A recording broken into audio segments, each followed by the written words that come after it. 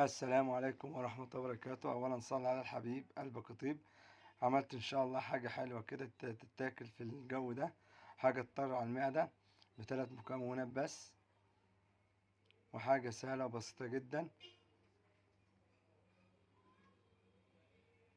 وتعالوا معايا شوف الطريقة. نزلت كده بشفشة الخلاط نص كيلو من الحليب، ونزلت كده بمكعبين شوكولاتة، أي شوكولاتة بتحبوه جيبوا باكت شوكولاتة.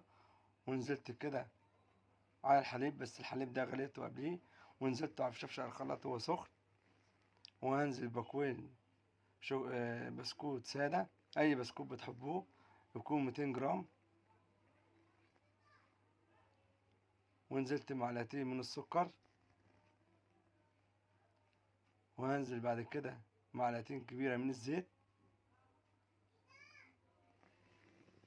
وهخلط المكونات دي كلها في بعضيها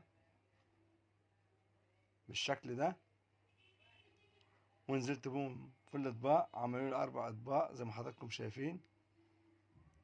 وبعد ما يبردوا هدخلهم التلاجة لمدة 4 ساعات.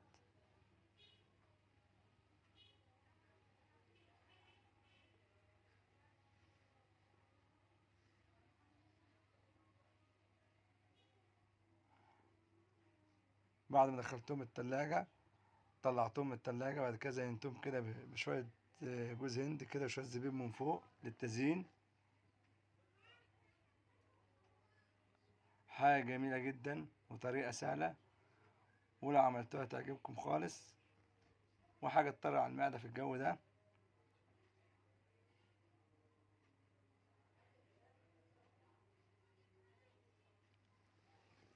لو عجبكم الفيديو اعملوا لايك وشيروا الفيديو عشان الكل يستفيد، لأصحابكم وقرايبكم.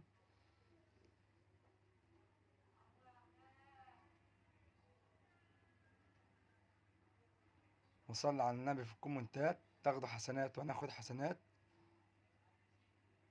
بالصلاة على النبي. بقت بالشكل ده.